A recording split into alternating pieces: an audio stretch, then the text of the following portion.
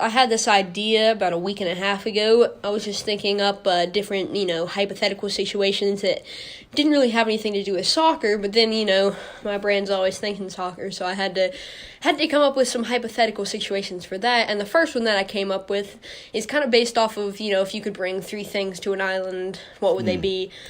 And it's basically, if you could only watch 3 football matches from history, and let's say you were spending 2 weeks on an island, and those were the only things you could watch, which 3 would you bring from, it can be from a week ago or from 30 years ago. So I have mine, and just thought that you and me could talk about them and just talk about some really fun matches from history. Sure. And again, guys, if we kind of seem, a little sidetrack at points, it's just because we have 2 football matches going on, because, it doesn't matter what we're doing, we got to watch it, right? Exactly.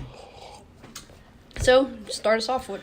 So, I gave a lot of thought to this, and there are some that are specific to me. Yeah. Because of the history associated with them, but also because of personal history. So, my first one would be to watch Denmark win the Euro 92 final against Germany. The better game, actually, in that tournament was their semifinal victory over the Netherlands. But you could literally just fast forward to the 90th minute and enjoy that. Well, the thing of it is, I've seen that match several times. I've only seen the Denmark-Germany match twice. You can just watch it over and over and over again. So it would be one of my 3 for sure. And, I mean, there's so much great history behind that game because of the tournament itself, because of Denmark. So for those who don't remember or are not familiar, the Euro 92 final, back then the Euros only had 8 teams to qualify for the final, so it was even considerably more difficult to qualify for it than it is now.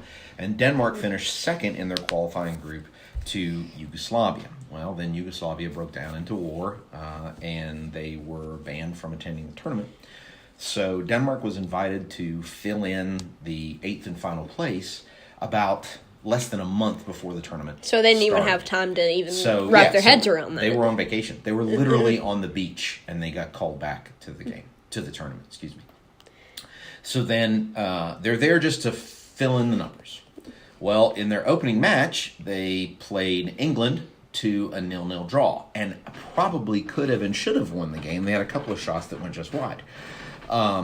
So that was a big deal. They got a point out of that. Then in their second game, they lost to Sweden.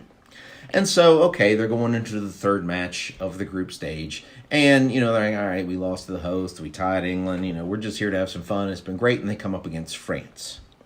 France is a very tough team, of course. Always have been, always will be.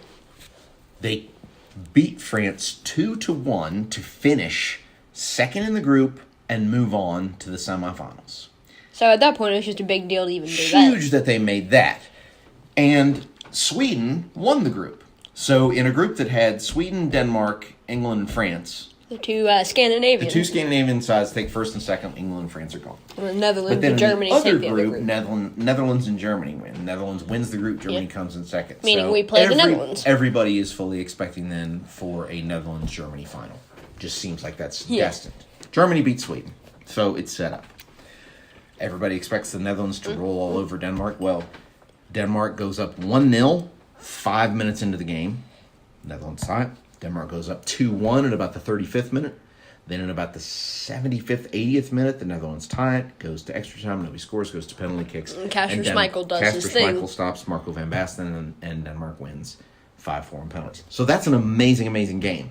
But then we go to the final, and the one that I've only got to see twice, and the one that I would take now this one, to the island nobody expected Denmark. It's Germany. They are the defending world champions. They had won the 1990 World Cup as West Germany. They're now unified Germany, and they are going on to probably be one of the great teams of all time. I mean, you've got players like Jurgen Klinsmann, who, by the way, will tell you to this day that he is still surprised at how many saves Peter Schmeichel made in that game. There was one shot that Jurgen Klinsmann had that was going in the upper 90. Literally nobody on the planet should have been able to stop it, and Peter Schmeichel jumps up and saves it.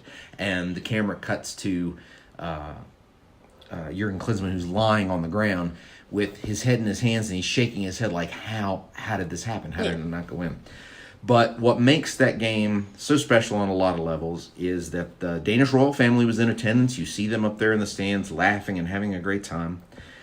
Denmark goes up 1-0 in about the 18th minute by a shot from a gentleman by the name of John Jensen.